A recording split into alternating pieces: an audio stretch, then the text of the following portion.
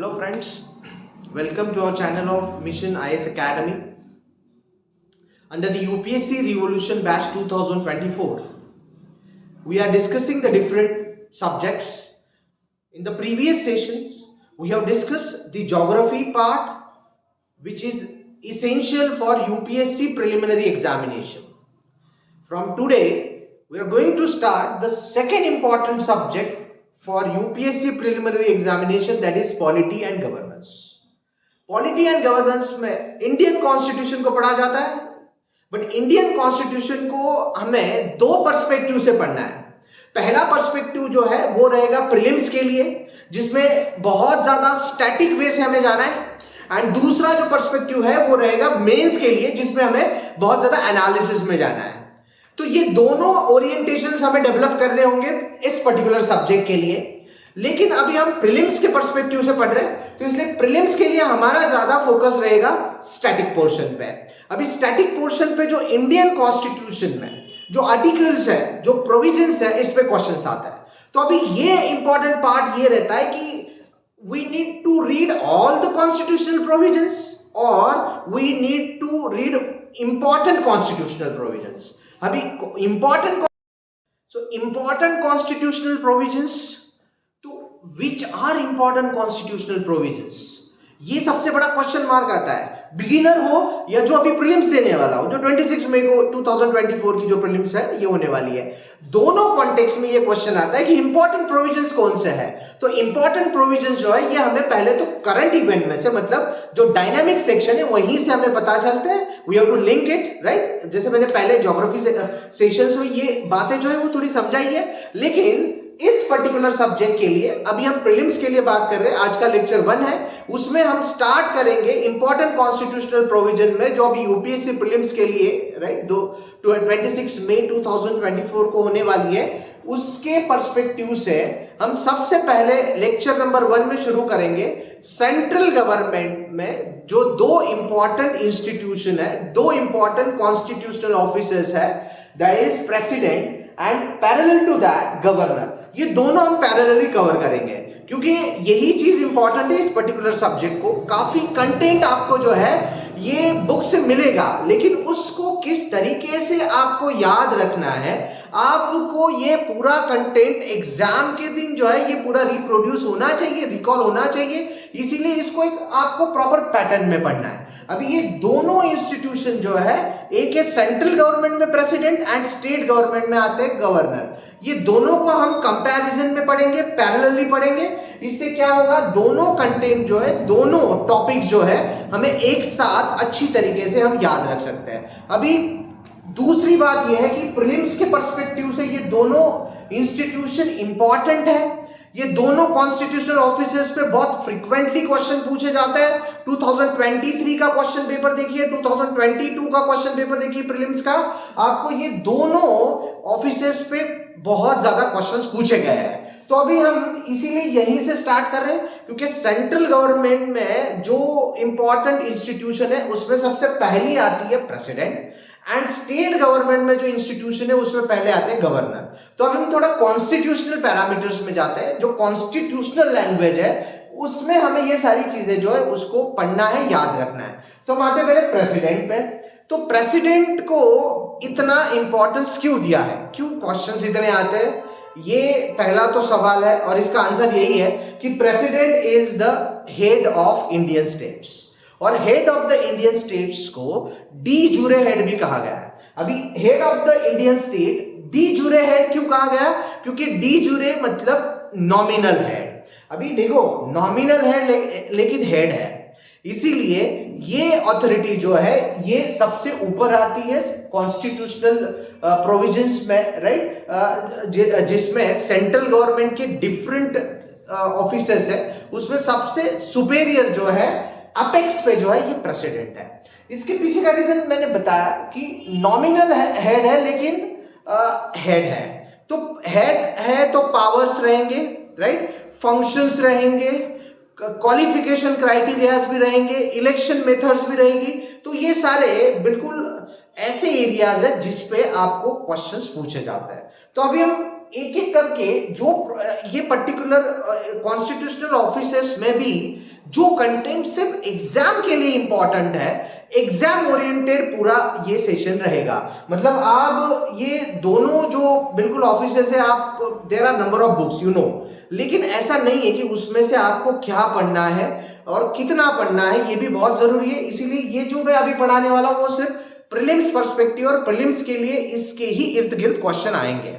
तो अभी सबसे पहले मैंने पॉइंट बताया, president is the head of the state, head of the Indian states, and इसको डी जूरे हेड इसलिए कहा गया क्योंकि वो नॉमिनल हेड है। तो अभी ये क्वेश्चन आता है रियल हेड कौन है, तो उसको डी फैक्टो हेड कहा जाता है। Prime minister in the parliamentary democracy, right, he is consider as the real head. तो इस तरीके से हमें थोड़ा कंपैरिजन और रीजनिंग में भी जाना है, तो हम डेटा जो है अच्छी तरीके से याद रख सकते हैं, राइट। दूसरा इंपॉर्टेंट पॉइंट इसमें है first citizen of India, right, the president is considered as the first citizen of India. And जो मैंने जो रेड कलर में हाईलाइट किया हुआ जो पार्ट है वो ज्यादा इंपॉर्टेंट है, क्योंकि जो इसमें भी ज्यादा इंपॉर्टेंट पार्ट जो इसको मैंने अच्छी तरीके से हाईलाइट किया है। तो अभी इसमें क्या है कि प्रेसिडेंट को मैंने कहा एपेक्स सुपेरियर कॉन्स्टिट्यूशनल ऑफिस कहा गया सेंट्रल गवर्नमेंट में, लेकिन ये क्यों कहा गया है, क्योंकि जो दूसरे कॉन्स्टिट्यूशनल ऑफिसेस है उसमें सबसे टॉप और सुपेरियर पोजीशन को प्रेसिडेंट को रखा गया है।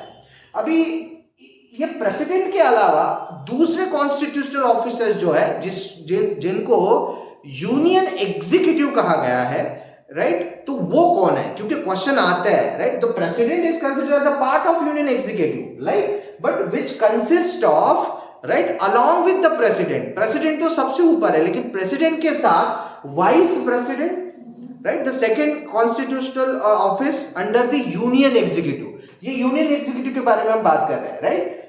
Vice president at the third position, prime minister, right, fourth position, right, council of minister, जिनको सेंट्रल काउंसिल ऑफ मिनिस्टर कहा जाता है, क्योंकि स्टेट गवर्नमेंट में भी स्टेट काउंसिल ऑफ मिनिस्टर्स आता है, central council of ministers and attorney general of the country. अभी अटॉर्नी जनरल मतलब क्या होता है, ये अटॉर्नी जनरल एक सेपरेट कॉन्स्टिट्यूशनल ऑफिस है।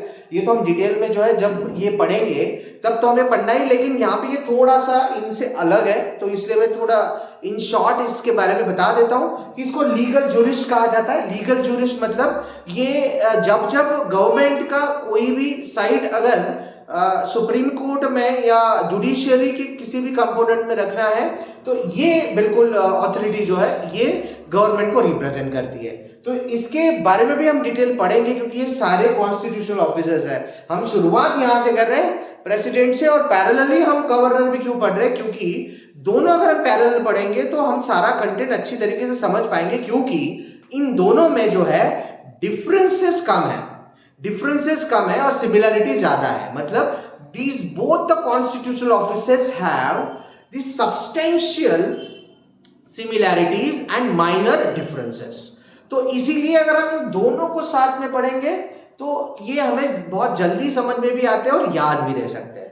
तो हमने ये सारे पार्ट्स देखे, और इसमें अभी मैं आता हूं सबसे इंपॉर्टेंट पार्ट जो है, जो कॉन्स्टिट्यूशनल प्रोविजंस मतलब जो आर्टिकल्स है जो बेसिकली प्रेसिडेंट ऑफिस से लिंक करते हैं, वो है article 52 up to article 78 part 5 of the Indian constitution. तो ये मैंने पहले भी बताया, अगर आप स्टेट पब्लिक सर्विस कमीशन की कोई भी एग्जाम दे रहे हो तो आपको ये आर्टिकल जो है बिल्कुल 52 से 78 तक सारे आर्टिकल जो है बिल्कुल मगअप कर रहे होंगे। लेकिन यहाँ पे ऐसा नहीं है, आपको ऐसे आर्टिकल्स पढ़ने हैं जो करंटली डिस्कशन में भी थे, या फिर जो आर्टिकल्स बहुत ज्यादा इंपॉर्टेंट है। तो यही चीजें हमें पहले समझ में आनी चाहिए। अगर आप ऐसे इस पर्टिकुलर सब्जेक्ट को पढ़ते हो प्रीलिम्स के लिए, तो आप इसमें से मैक्सिमम बेनिफिट जो है ये एक्सट्रैक्ट कर सकते हो।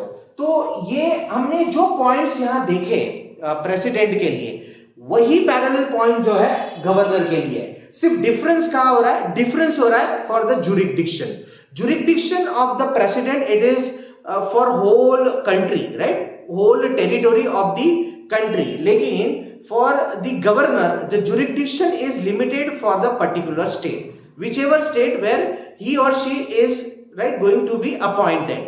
जहां वो गवर्नर अपॉइंट होंगे उस पर्टिकुलर टेरिटरी के लिए, टेरिटोरी जो होगी या स्टेट होगा उसके लिए ही उनका जुरिडिक्शन होगा, राइट। ये पूरे कंट्री के लिए प्रेसिडेंट का जुरिडिक्शन रहेगा, लेकिन ये स्टेट लिमिटेड रहेगा, राइट। ये सबसे इंपॉर्टेंट डिफरेंस है।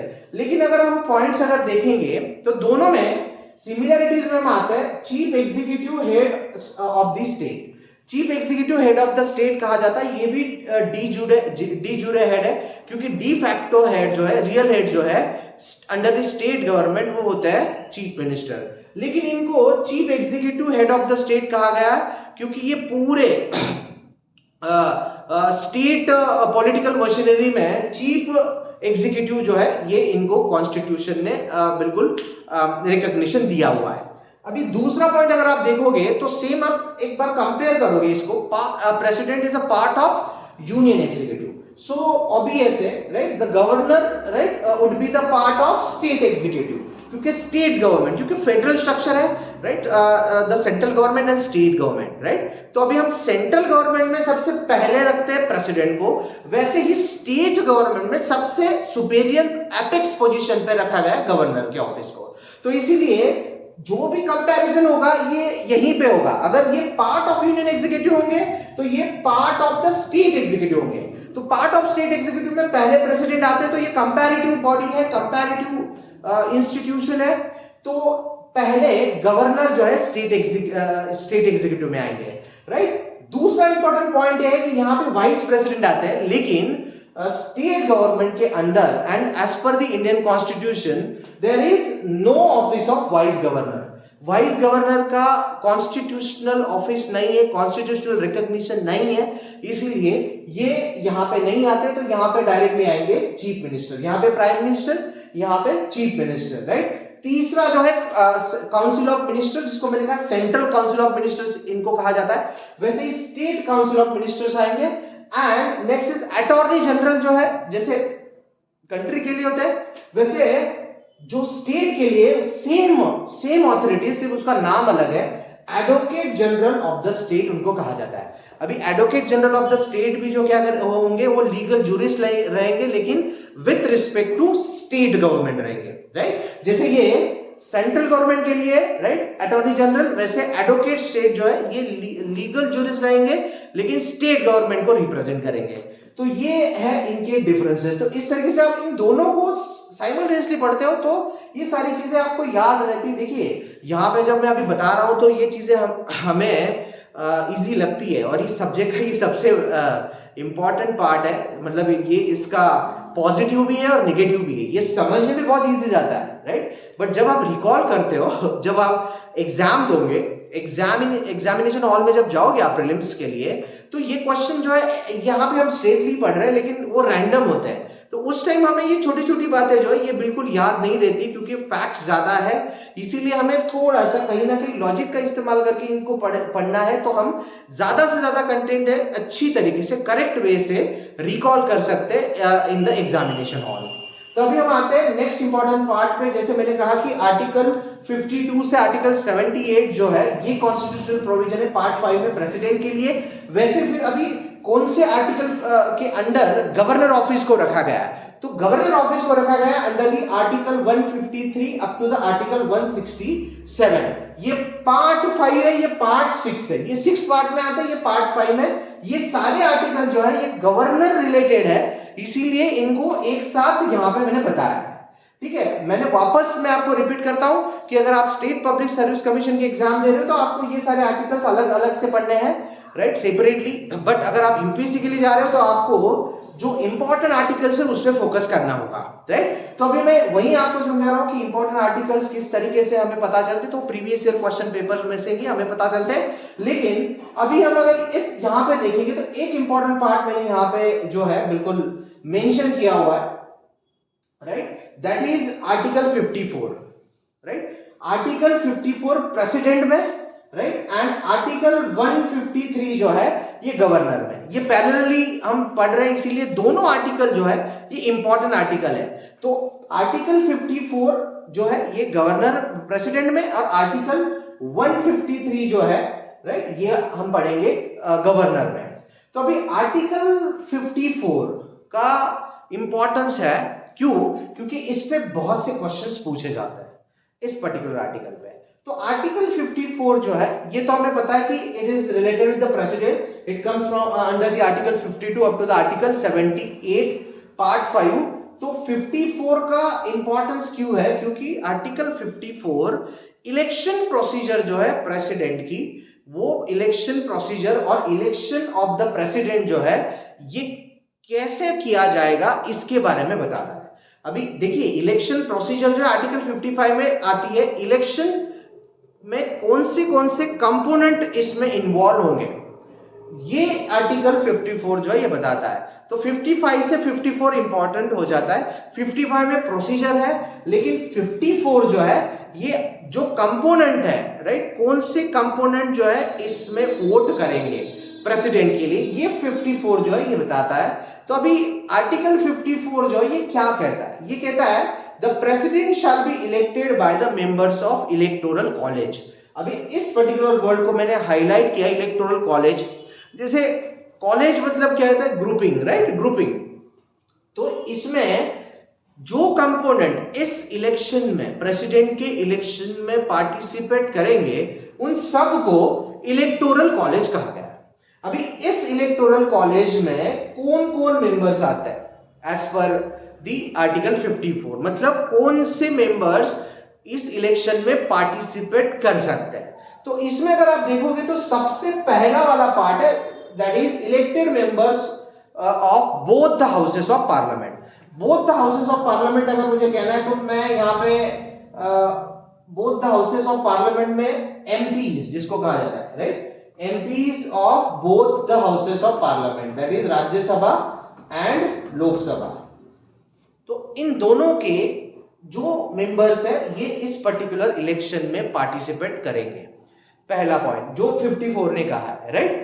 दूसरा क्लॉज इसमें है कि the elected members of legislative assemblies of the state. अभी legislative assemblies of the state मतलब हर बिल्कुल राज्य में जो है उनकी विधानसभा होती है, उनको लेजिस्लेटिव असेंबलीज कहा जाता है। लेजिस्लेटिव असेंबली में जो मेंबर्स हैं उनको member of legislative assembly, MLA कहा जाता है। तो वो भी सारे इसमें पार्टिसिपेट करते हैं। लेकिन यहाँ पे अभी ये मैंने बिल्कुल जो एक्चुअली आर्टिकल 54 है वही मैं आपको बता रहा हूं, यहाँ पे किसी भी तरीके का इंटरप्रिटेशन नहीं है, ये मैंने वैसे के वैसे ही आर्टिकल में आपको समझा रहा हूं।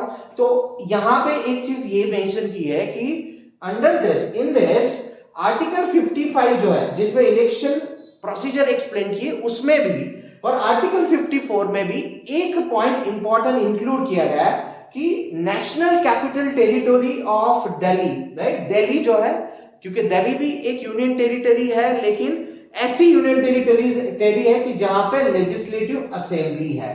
तो यहाँ के मेंबर्स जो उनको हम मेंबर्स ऑफ लेजिस्लेटिव असेंबली कहेंगे, दिल्ली के और पौंडीचेरी, राइट, ये दोनों ऐसी यूटीज है जिसमें लेजिस्लेटिव असेंबली है। तो इन दोनों यूटीज के मेंबर्स जो है ये पार्टिसिपेट करेंगे इलेक्शन ऑफ द प्रेसिडेंट। तो इलेक्शन ऑफ द प्रेसिडेंट में जो इलेक्टोरल कॉलेज है इसमें जो कंपोनेंट आते हैं उसमें सबसे पहला वाला है कि both the houses of the parliament, right, that is Rajya Sabha and Lok Sabha के सारे members, right, both the houses of parliament, right. इसमें कुछ एक्सक्लूजन भी है लेकिन पहले मैं यही बता रहा हूं कि both the houses of parliament. उसके बाद जो असेंबलीज है, लेजिस्लेटिव असेंबलीज है, राइट, स्टेट्स में, वहां के सारे मेंबर्स जिनको हम मेंबर ऑफ लेजिस्लेटिव असेंबली कहते हैं, और दो ऐसी लेजिस्लेटिव असेंबलीज जो यूनियन टेरिटरी है, मतलब जो यूनियन टेरिटरी होने के बावजूद लेजिस्लेटिव असेंबली भी है, उसमें ऐसी यूटीज भी कहा जाता है उनको, इन पर्टिकुलर यूनियन टेरिटरीज में के मेंबर्स भी पार्टिसिपेट करते हैं। तो अभी देखिए ये तो पार्ट हमने देखा, लेकिन इसमें थोड़ा मैंने एनालिसिस भी ऐड किया है क्योंकि ये थोड़ा कंटेम्प्रेरी टाइम में डिस्कशन भी है, क्योंकि अभी आर्टिकल 370 के बारे में थोड़ा डिस्कशन भी हुआ है, राइट, सुप्रीम कोर्ट का वर्डिक्ट भी आया है। तो ये सारी चीजों को अगर आप देखोगे तो इसमें थोड़ा एक चीज मैं डिटेल में बताना चाहूंगा कि ये जो पार्ट है जिसमें दिल्ली और पौंडीचेरी को इलेक्टोरल कॉलेज में जो है इन्वॉल्व किया गया है, ये ओरिजिनल कॉन्स्टिट्यूशन में नहीं था। और ये एक चीज हमें पता है कि जब अगर कोई भी नई एडिशन करनी है इंडियन कॉन्स्टिट्यूशन में, राइट, या किसी पर्टिकुलर प्रोविजन को जो है हटाना है, तो उसके लिए कॉन्स्टिट्यूशनल अमेंडमेंट का प्रोसीजर होता है। Constitutional amendment comes under the article 368। 368 के बारे में भी मैंने कुछ इंट्रोडक्टरी सेशन लिए हैं, ये आप बाद में देख सकते हो। लेकिन 368 जो है अंडर दिस कॉन्स्टिट्यूशनल अमेंडमेंट की प्रोसीजर जो है वो पूरी तरीके से स्पेसिफाई की गई है, मेंशन की गई है।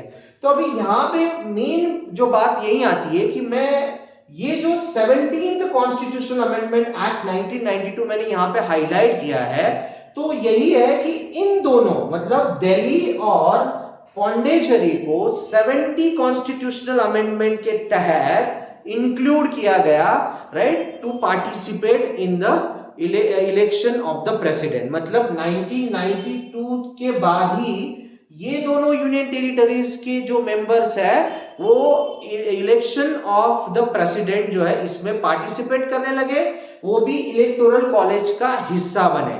मतलब 1992 तक ये नहीं था, सिर्फ ये ही दो बिल्कुल प्रोविजंस थे, लेकिन ये बाद में ऐड किया गया, राइट। अभी हम आते हैं नेक्स्ट इंपॉर्टेंट पॉइंट पे।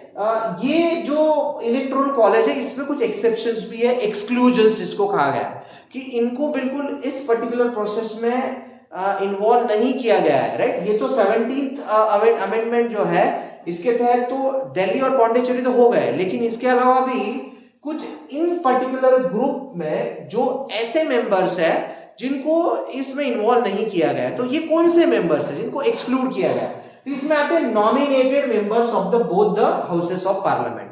अभी नॉमिनेटेड मेंबर्स में आता है, अगर आप लोकसभा में देखोगे तो एंग्लो इंडियन का क्राइटेरिया था, लेकिन वो भी हमने 109th कॉन्स्टिट्यूशनल अमेंडमेंट से हटा दिया, राइट। लेकिन राज्यसभा में आप देखोगे तो राज्यसभा में ये क्राइटेरिया है। राज्यसभा में जो है टोटल मेंबर्स जो होता है उसमें से 12 मेंबर जो नॉमिनेटेड होता है। तो नॉमिनेटेड मतलब विदाउट एनी इलेक्शन, डायरेक्ट और indirect, they can directly appointed, right, as a member of Rajya Sabha. तो ये वाला जो पार्ट है, राइट, नॉमिनेटेड मेंबर्स का, ये नॉमिनेटेड मेंबर्स पार्टिसिपेट नहीं कर सकते, ये बात आप ध्यान में रखिए। जो भी नॉमिनेटेड मेंबर्स रहेंगे, राइट, राज्यसभा में, वो पार्टिसिपेट इलेक्शन प्रोसीजर जो होगी, इलेक्शन मेथड में जो इलेक्टोरल कॉलेज है प्रेसिडेंट के लिए, उसमें वो पार्टिसिपेट नहीं करेंगे। अभी जैसे नॉमिनेटेड मेंबर जो है ये राज्यसभा लोकसभा में है, तो वैसे नॉमिनेटेड मेंबर जो है ये स्टेट लेजिस्लेटिव असेंबलीज में भी होता है। तो स्टेट लेजिस्लेटिव असेंबलीज में जो नॉमिनेटेड मेंबर्स हैं वो भी इसमें पार्टिसिपेट नहीं करेंगे, सिर्फ इलेक्टेड मेंबर जो है वही पार्टिसिपेट करेंगे। तीसरा जो सेगमेंट है जो एक्सक्लूड किया गया है इसमें से कि members of the legislative council. अभी लेजिस्लेटिव काउंसिल जो है, लेजिस्लेटिव काउंसिल हर स्टेट में नहीं है, लेकिन जहां जहां लेजिस्लेटिव काउंसिल है वहां के जो मेंबर्स होते हैं उनको एमएलसी कहा जाता है। इनको जैसे एमएलए कहा जाता है, उनको MLC, member of legislative council. तो ये भी इसमें पार्टिसिपेट नहीं करेंगे, राइट। तो मेंबर ऑफ लेजिस्लेटिव काउंसिल जो है, लेजिस्लेटिव काउंसिल एक दूसरा चैम्बर है जो लेजिस्लेटिव असेंबली के साथ होता है, राइट, स्टेट लेजिस्लेचर में, लेकिन वो सारे स्टेट में नहीं है। और ये लेजिस्लेटिव काउंसिल को भी आप पैरेलली विजुअलाइज कर सकते हो राज्यसभा, राइट, जो सेंट्रल गवर्नमेंट में होता है। तो कहीं ना कहीं पावर डिस्ट्रीब्यूशन जो है इसमें डिफरेंसेस है, क्योंकि लेजिस्लेटिव असेंबली में डायरेक्टली इलेक्टेड मेंबर्स होता है और लेजिस्लेटिव काउंसिल में इनडायरेक्टली इलेक्टेड मेंबर्स होते हैं। इसीलिए कहीं ना कहीं लेजिस्लेटिव काउंसिल को जो है इस पर्टिकुलर प्रोसेस में इन्वॉल्व नहीं किया गया। उसके साथ last but not least, nominated members of Delhi and Pondicherry. अगर दिल्ली एंड पौंडीचेरी जो यूनियन टेरिटरीज है जहां पे असेंबलीज है, वहां के भी नॉमिनेटेड जो मेंबर्स है उनको भी इसमें पार्टिसिपेट नहीं करते आएगा। तो ओवरऑल आप देखोगे तो एकदम सिंपल वे से देखोगे तो सारे जो नॉमिनेटेड मेंबर्स है जो पार्लियामेंट में हो या फिर स्टेट लेजिस्लेचर में हो या इवन यूनियन टेरिटरीज में हो जो पार्टिसिपेट कर रही है, दिल्ली एंड पौंडीचेरी, इनके नॉमिनेटेड मेंबर्स को इस पर्टिकुलर इलेक्शन में इन्वॉल्व नहीं होते आएगा। ऐसे किसने कहा है? आर्टिकल 54 ने। तो आर्टिकल 54 के तहत जो इलेक्टोरल कॉलेज है इसमें यही सेगमेंट आएंगे और उसमें दिल्ली और पौंडीचेरी का सेगमेंट जो है ये बाद में ऐड किया गया है। अभी ये इशू जो है बहुत इंपॉर्टेंट है, मैं क्यों बता रहा हूं आपको ये इतना इंपॉर्टेंट है, राइट। थोड़ा मैं इसका हम एनालिसिस करते हैं। मैंने आपको बताया कि ये थोड़ा करंट से लिंक करता है। अभी आर्टिकल 54 का मैंने एनालिसिस इसलिए किया है कि बहुत से लोगों के मन में ये क्वेश्चन आता है कि अभी रिसेंटली आर्टिकल 370 जो है वो हटाने के बाद जम्मू कश्मीर जो है ये लेजिस्लेटिव असेंबली जो है रहने वाला स्टेट था, उसको स्टेट का रिकॉग्निशन था, लेकिन उसको यूनियन टेरिटरीज में जो है बिल्कुल ट्रांसफर किया गया। तो अभी वो यूनियन टेरिटरी बना है, लेकिन वो ऐसी यूनियन टेरिटरी है जिसको हम दिल्ली और पौंडीचेरी के साथ देख सकते हैं, क्योंकि वो भी एक ऐसी यूनियन टेरिटरी है जहां पे लेजिस्लेटिव असेंबली है। मतलब दिल्ली, पौंडीचेरी और जम्मू कश्मीर ये तीसरा यूनियन टेरिटरी ऐड हुआ है जिसमें लेजिस्लेटिव असेंबली है। लेकिन हमने ये एक चीज तो समझ में आई हमारी कि दिल्ली और पौंडीचेरी भी ओरिजिनल कॉन्स्टिट्यूशन में नहीं था, राइट, इलेक्टोरल कॉलेज का हिस्सा, लेकिन 17th अमेंडमेंट के तहत, कॉन्स्टिट्यूशनल अमेंडमेंट के तहत उनको हमने ऐड किया 1992 में। तो अभी जम्मू कश्मीर के लिए वैसे हमने किया या नहीं किया, तो क्यों किया और क्यों नहीं किया, राइट, तो कुछ क्वेश्चंस है। तो ऐसे ही क्वेश्चंस आए और उसमें सुप्रीम कोर्ट और इलेक्शन कमीशन के भी अलग अलग जजमेंट आए, उनके व्यूज आए, राइट। तो इसमें अगर आप देखोगे तो जम्मू कश्मीर जो है ये will be the part of election of the president of India, एक क्वेश्चन है। तो इसमें जब ये पहले तो ये जब अभी इलेक्शन जब हुए, राइट, अभी जो इलेक्शंस हुए हैं जिसमें 2023 के जो इलेक्शंस में जो प्रेसिडेंट चुने गए, उस इलेक्शन में जम्मू कश्मीर को इन्वॉल्व नहीं किया गया इलेक्टोरल कॉलेज में। तो वहां पे इलेक्शन कमीशन ऑफ इंडिया को जब ये बिल्कुल सवाल पूछा गया, तो इलेक्शन कमीशन ऑफ इंडिया ने कहा कि इसको हम क्यों नहीं कर सकते, क्योंकि आप आर्टिकल 54 को ठीक से पढ़िए। अभी आर्टिकल 54 को ठीक से पढ़ना मतलब क्या, आर्टिकल 54 में तो स्पेसिफिकली सिर्फ दिल्ली और पौंडीचेरी के बारे में ही कहा गया है, तो उनके ही जो मेंबर्स है उनको ही हम इलेक्टोरल कॉलेज में जो है बिल्कुल अलाउ कर सकते हैं। अभी हम आते हैं यहाँ पे, तो यहाँ पे यही इंपॉर्टेंट पार्ट आता है कि आर्टिकल 54 में अगर ये मेंशन नहीं है, तो अगर हमें जम्मू कश्मीर को इन्वॉल्व करना है तो हमें, जैसे यहाँ पे हमने 17 कॉन्स्टिट्यूशनल अमेंडमेंट जो है किया, वैसे ही कॉन्स्टिट्यूशनल अमेंडमेंट हमें करना होगा आर्टिकल 54 में। और इसमें अगर हम ये अमेंडमेंट करके जम्मू कश्मीर यूनियन टेरिटरी होने के बाद जिसमें असेंबली है तो वो इलेक्टोरल कॉलेज का हिस्सा बन सकती है, तब हम इसको इलेक्शन कमीशन ऑफ इंडिया जो है इसको इस पर्टिकुलर इलेक्टोरल कॉलेज का हिस्सा बना सकती है। लेकिन अभी इसमें यही है कि ये अभी स्पेसिफाई तो नहीं है, अब अमेंडमेंट हुआ नहीं, और अमेंडमेंट करने के लिए हमें प्रोसीजर पता है। अगर कॉन्स्टिट्यूशनल अमेंडमेंट करनी है तो under the article 368, right, the 2/3 majority, right, 2/3 majority of the both the houses of the parliament, and with that, right, the ratification of the half of the state, right, over the half of the state, more than half of the state of the country। मतलब अगर कोई भी constitutional amendment पास करनी है तो दो important criteria है कि 2/3 मेजॉरिटी से ये पारित होना चाहिए, ये अप्रूव होना चाहिए दोनों हाउसेस में से, राइट, जो स्पेशल मेजॉरिटी कंसीडर की जाती है, और दूसरा उसके साथ जो टोटल स्टेट्स है उसमें से हाफ ऑफ द स्टेट्स और उससे ज्यादा, कम से कम हाफ ऑफ द स्टेट और उससे ज्यादा स्टेट्स का अप्रूवल, रेटिफिकेशन जो है ये होना जरूरी है। उसके बाद ही कॉन्स्टिट्यूशनल अमेंडमेंट जो है इसको बिल्कुल पारित किया जाता है। तो अभी ये प्रोसीजर जो है ये इसके लिए करनी होगी, या फिर कुछ लोगों ने इस तरीके से भी इस पे बिल्कुल डिबेट किया है कि जब आर्टिकल 370 हटाया गया तो उस टाइम एक एक्ट पास हुआ, जम्मू कश्मीर रीऑर्गेनाइजेशन एक्ट 2019। उस रीऑर्गेनाइजेशन एक्ट में एक सेक्शन जो है, section 13 of the Jammu Kashmir reorganisation act, right, section 13 of Jammu Kashmir reorganisation act. तो ये जो सेक्शन 13 है, इस सेक्शन 13 में ये कहा गया है, और ये जो सेक्शन 13 है, राइट, जो जम्मू कश्मीर रीऑर्गेनाइजेशन एक्ट का पार्ट है, इसमें एक चीज कही गई है कि आर्टिकल 239A जो है यूनियन टेरिटरी ऑफ पौंडीचेरी, वैसा ही प्रोविजन जो है shall apply to UT of JNK। मतलब आर्टिकल 239A जो है it is for what, Pondicherry, and article 239AA, double A जब आता है तो it is applicable for Delhi.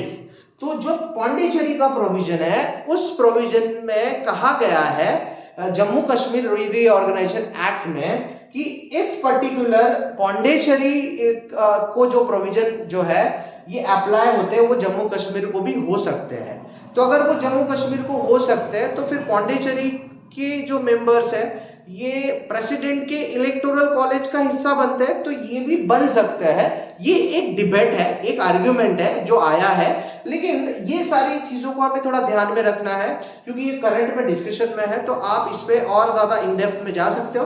तो ये इस तरीके से क्वेश्चंस को लिंक किया जाता है, तो ये ऐसे इश्यूज होते हैं और इनको बिल्कुल लिंक करके ही फिर स्टैटिक पोर्शन में से क्वेश्चन पूछे जाते हैं। इसलिए मैंने इसका एक शॉर्ट एनालिसिस लिया। ये एक्चुअली मेंस के लिए ज्यादा इंपॉर्टेंट होता है, लेकिन ये हमें जो क्वेश्चंस आते हैं प्रीलिम्स के लिए वो प्रेडिक्ट करने में आसानी हो, इसीलिए मैंने ये एक एग्जांपल, एक एनालिसिस यहाँ पे आपके सामने बिल्कुल डिस्कस किया है, राइट। तो ये पार्ट हो गया आपका प्रेसिडेंट के लिए। अभी आप सेम गवर्नर के कॉन्टेक्स्ट में देखोगे तो जैसे मैंने कहा आर्टिकल 54 जो है, राइट, जिसमें हमने देखा कि इलेक्शन ऑफ द प्रेसिडेंट, वैसे ही आर्टिकल 153 जो है, this article basically works, or this article says about the appointment of governor.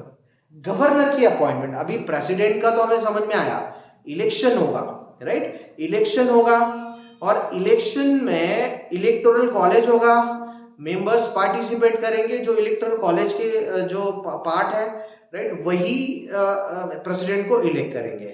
लेकिन यहां पे फिर क्या कहा गया है, वैसे आर्टिकल 153 क्या कहता है? आर्टिकल 153 के बारे में देखोगे तो उसने भी यही कहा है कि there shall be governor in each state. हर स्टेट में एक गवर्नर होना चाहिए क्योंकि ये act as a chief executive, right, head of the state, right. ये भी डी जूरे हेड है, लेकिन ये स्टेट के लिए लिमिटेड है, जुरिडिक्शन इनके स्टेट के लिए लिमिटेड होता है। तो यहाँ पे एक इंपॉर्टेंट पॉइंट ये है जो मैंने थोड़ा नोट में मेंशन किया है कि according to the 7th constitutional amendment act 1956, जैसे 17th कॉन्स्टिट्यूशनल अमेंडमेंट एक्ट हमने देखा 1992, राइट, जिसमें दिल्ली और पौंडीचेरी को ऐड किया गया, वैसे ये 7th कॉन्स्टिट्यूशनल अमेंडमेंट एक्ट 1956 में ये अमेंडमेंट किया गया और उसके तहत एक person, same person can be appointed as a governor for 2 और मोर स्टेट। मतलब एक गवर्नर 2 या 2 से ज्यादा स्टेट्स के लिए भी अपॉइंट किए जा सकते हैं, लेकिन ये ओरिजिनल कॉन्स्टिट्यूशन में नहीं है, ये अमेंडमेंट है। इसलिए कॉन्स्टिट्यूशनल अमेंडमेंट्स पे क्वेश्चन यूपीएससी पूछती है प्रीलिम्स में, इसलिए मैं ये अमेंडमेंट्स को ज्यादा हाईलाइट कर रहा हूं। तो एक हुआ 17th अमेंडमेंट और दूसरा हो गया 7। तो ऐसे आप थोड़ा याद रख सकते हो 17th एंड 7, तो इस तरीके से आप याद रख सकते हो 17 for president and 7 for governor. तो ये जो पार्ट है इसमें गवर्नर की अपॉइंटमेंट प्रोसीजर में जो पार्ट है जिसमें इंपॉर्टेंट पार्ट मेंशन जो किया है प्रोविजन में, the governor neither directly elected by the people और indirectly elected by the people और indirectly elected through the representative like president of India. अभी प्रेसिडेंट ऑफ इंडिया को इनडायरेक्टली इलेक्टेड कहा गया है, ये क्यों कहा गया है? ये इसलिए कहा गया है क्योंकि उसको इलेक्ट करने वाला जो इलेक्टोरल कॉलेज है वो कौन है? ये मेंबर्स है। कौन? Members of parliament and members of state legislature, right. तो मेंबर ऑफ पार्लियामेंट और मेंबर ऑफ स्टेट लेजिस्लेचर उनको इलेक्ट करने वाले, और वो जो है वो इनडायरेक्टली लोगों के थ्रू है क्योंकि people used to elect the member of parliament like Lok Sabha and legislative assembly and they used to elect the president। तो इसलिए इसको इनडायरेक्ट मेथड कहा जाता है, it is called as indirect method. तो ये इनडायरेक्टली इलेक्टेड है president, लेकिन यहां पे जो है इसको बिल्कुल नीदर डायरेक्टली नॉर इनडायरेक्टली, क्योंकि यहां पे कोई भी मेंबर्स इलेक्टोरल कॉलेज नहीं है। तो मैंने यही बताया आपको कि डिफरेंसेस आपको थोड़ा इस तरीके से अगर आप जाते हो तो अच्छी तरीके से आप याद रख सकते हो। डिफरेंसेस में अगर आप आते हो तो इलेक्टोरल कॉलेज प्रेसिडेंट के लिए, वैसे गवर्नर के लिए मेंशन नहीं किया है कॉन्स्टिट्यूशन में इलेक्टोरल कॉलेज के बारे में, और इसीलिए इसको इंडिपेंडेंट कॉन्स्टिट्यूशनल ऑफिस कहा गया है। इंडिपेंडेंट कॉन्स्टिट्यूशनल ऑफिस जहां पे किसी और का कोई रोल नहीं रहेगा, किसी भी तरीके का इंटरवेंशन इसमें नहीं रहेगा, राइट। तो आप अगर ये पार्ट हमने जो है डिस्कस किया, जिसमें आर्टिकल 54 के बारे में हमने डिटेल्स देखे, और उसी पैरेलल मैंने एक पीपीटी में ये सारी यूनियन टेरिटरीज है ये भी मेंशन की है। तो पैरेलली अगर आप देखते हो तो आपको सारी चीजें बिल्कुल अच्छी तरीके से समझ में आती है। तो अभी हम आते हैं आर्टिकल 56 पे, राइट। अभी ये इंपॉर्टेंट हो गया, 54 के बाद हम आए 56 पे प्रेसिडेंट के लिए। अभी 56 आर्टिकल क्या कहता है? 56 आर्टिकल जो है अंडर द प्रेसिडेंट ये कहता है कि term of the office of the president, term of the office of the president, मतलब whoever enters into the office of president, then what will be his or her term, उसकी term क्या होगी, मतलब वो कितने टाइम तक president रहेंगे। तो ये आर्टिकल 56 के तहत मेंशन किया गया है, और ये बहुत इंपॉर्टेंट प्रोविजन है टर्म का, क्योंकि इससे रिलेटेड काफी क्लॉजेस जो है ये डिस्कशन में है। तो अभी हम देखते हैं कि president shall hold the office for the term of 5 years, right. But कहां से? From the date on which he enters into the office. ये इंपॉर्टेंट पार्ट है, ये हमें एग्जाम में बिल्कुल कंफ्यूज करता है। मतलब 5 साल, बट 5 साल कब से? जब से वो इलेक्ट होके आए तब से नहीं, तब से नहीं, जिस डेट से वो एंटर करेंगे ऑफिस में तब से, क्योंकि इलेक्ट होने के बाद एंटर होने के बीच में भी फासला होता है, राइट, जिसमें ओथ आती है, डिस्क्वालिफिकेशन क्राइटेरियाज भी आते हैं। तो इन सबको बिल्कुल पार करके फिर वो पर्टिकुलर जो इलेक्टेड कैंडिडेट है वो ही or she enters into the office of president. तो उस डेट से 5 साल जो है वो गिने जाते हैं। तो 5 साल टर्म उनकी होती है। और इसमें जो पहला वाला जो क्लॉज है, राइट, जो एक क्लॉज है, इसमें मेंशन किया गया है कि ये रिजाइन और रेजिग्नेशन रिलेटेड है। लेकिन इसमें क्या मेंशन किया है? इसमें मेंशन किया है कि प्रेसिडेंट में यूज किया है। क्यों? क्योंकि अगर उनको लगा, राइट, प्रेसिडेंट में, right, by writing under his hand address to VP vice president to resign his office, right, मतलब अगर प्रेसिडेंट को रेजिग्नेशन देना हो, में है, शाल नहीं यूज किया है, में अगर देना है तो डेफिनेटली ये बिल्कुल जो रेजिग्नेशन है ये वाइस प्रेसिडेंट के पास प्रेसिडेंट को देना होगा रेजिग्नेशन लेटर, तभी इनको जो है एक्सेप्ट किया जाएगा। मतलब प्रेसिडेंट इनके अलावा ये रेजिग्नेशन लेटर किसी को नहीं दे सकते, ना प्राइम मिनिस्टर को, ना सेंट्रल काउंसिल ऑफ मिनिस्टर को। ये कॉन्स्टिट्यूशनल प्रोविजन है अंडर द आर्टिकल 56 जो है क्लॉज है। अभी बी क्लॉज में अगर आप जाते हो तो वो कहता है कि प्रेसिडेंट में, right, for violation of the constitution he remove from the office, इसे कहा जाता है इम्पीचमेंट। और ये सेपरेट डिस्कशन रहेगा आर्टिकल 61, ये भी बहुत इंपॉर्टेंट है। हम जैसे कि इंपॉर्टेंट आर्टिकल डिस्कस कर रहे हैं 54, अभी 56 पे आए, वैसे 61 क्योंकि ये भी इंपॉर्टेंट इसलिए कि इस पे बहुत से क्वेश्चन पूछे जाते हैं। अब ये इम्पीचमेंट होता क्या है? इम्पीचमेंट मतलब रिमूवल ऑफ द प्रेसिडेंट। तो प्रेसिडेंट को अगर रिमूव करना है तो अंडर आर्टिकल 68 प्रोसीजर मेंशन की है कॉन्स्टिट्यूशन ने, और ये इम्पीचमेंट जो है ये under violation of the constitution हो सकता है। मतलब जो कोई प्रेसिडेंट अपॉइंट हुए हैं और वो कॉन्स्टिट्यूशनल प्रिंसिपल्स को फॉलो नहीं कर रहे हैं, right, he or she is not working adhering to the principles of the constitution, then he or she may have to face the impeachment, and detailed procedure it has been mentioned under the article 61 के under इसको detail में mention किया है। तो ये भी बहुत important area है जो हम आगे जाके डिस्कस करेंगे। अभी तीसरा क्लॉज है सी, वो कहता है कि president shall notwithstanding the expiration of his term until successor enters his office, मतलब जब तक दूसरा नया इलेक्टेड प्रेसिडेंट नहीं आते हैं तब तक जो ऑनगोइंग प्रेसिडेंट है उनको तब तक उस पर्टिकुलर ऑफिस में जो है वो रखा जा सकता है, और वो उस टाइम तक प्रेसिडेंट, तो प्रेसिडेंट जो है उस पर्टिकुलर जब तक सक्सेसर जो है जब तक नहीं आता है तब तक कॉन्स्टिट्यूशन का आर्टिकल 56 का क्लॉज सी जो कहता है कि जो रनिंग प्रेसिडेंट है वो तब तक प्रेसिडेंट के ऑफिस में काम करते रहेंगे जब तक नया प्रेसिडेंट जो है वो इलेक्ट होके उस ऑफिस में एंटर करता है, right. It is something to prevent the inconsistency. तो इसीलिए ये प्रोविजन जो है ये ऐड किया गया है।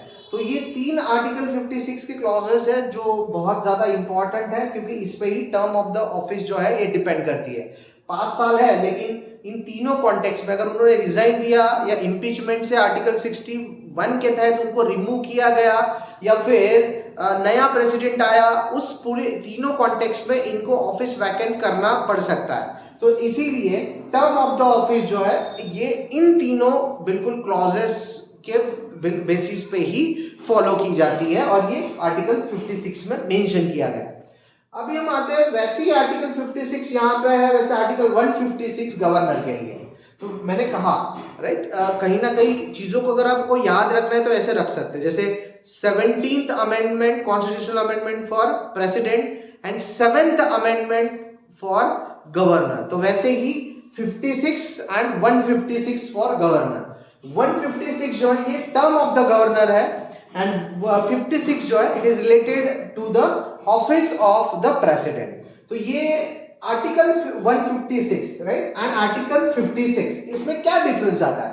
तो ये है कि ये गवर्नर को अपॉइंट करता है और इसके प्रोविजंस कहता है कि governor shall hold the office during the pleasure of president. ये पार्ट मैंने हाईलाइट किया, प्लेजर ऑफ द प्रेसिडेंट मतलब ये गवर्नर की जो अथॉरिटी है ये प्रेसिडेंट के प्लेजर से ही रहेगी, मतलब प्रेसिडेंट उनको कभी भी रिमूव भी कर सकते हैं, ये इसका मीनिंग होता है।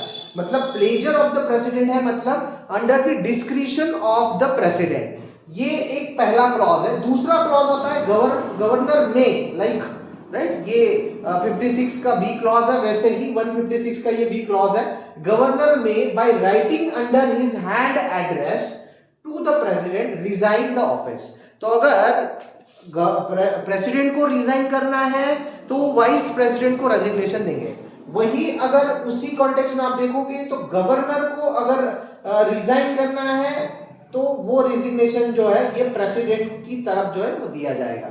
और ऑब्वियस है क्योंकि उनका अपॉइंटमेंट जो है वो प्लेजर ऑफ द प्रेसिडेंट है, तो ऑब्वियस है वो प्रेसिडेंट को ही दिया जाएगा अगर उनको रिजाइन करना है, राइट। तीसरा पॉइंट जो है जो सी है, राइट, तीसरा clause actually under the article 156, governor shall hold the office for the term of 5 years from the date on which he enters upon the office. अभी देखिए यहां पे भी 5 साल का है, राइट, यहां पे भी है, लेकिन डिफरेंस क्या है? It is under the what, during the pleasure of the president. ये प्रेसिडेंट के डिस्क्रिशन में है, राइट। 5 साल है, लेकिन प्रेसिडेंट को अगर लगा तो उनको रिमूव कर सकते हैं, तो ये प्रेसिडेंट के डिस्क्रिप्शन में आता है। लेकिन यहाँ पे वैसा नहीं है, यहाँ पे अगर रिमूव करना है तो आर्टिकल 61 के तहत इंपीचमेंट करना होगा और इंपीचमेंट का पूरा अलग प्रोसीजर है। तो ये रिमूवल प्रोसीजर जो है कंपैरेटिव टू प्रेसिडेंट ये थोड़ा जो है इजी है। ये प्रोसीजर जो है वो इतना इजी नहीं है, क्योंकि हम आगे तो देखेंगे आर्टिकल 61 राइट जो इंपीचमेंट के लिए है।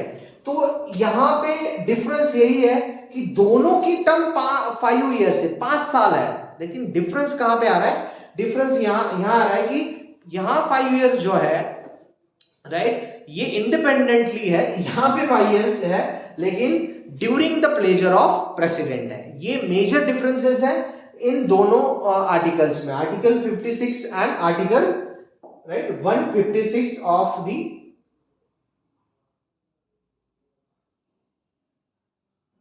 Constitution, right. तो हमने ये 156 तक हमने डिस्कशन किया है, 56 156 राइट। आर्टिकल 54 हमने डिस्कस किया, आर्टिकल 56 हमने डिस्कस किया, हमने आर्टिकल 156 डिस्कस किया, हमने आर्टिकल 153 गवर्नर के लिए डिस्कस किया। तो हम यहाँ पे रुकते हैं, हम नेक्स्ट लेक्चर में आगे का पार्ट जो है वो कवर करेंगे।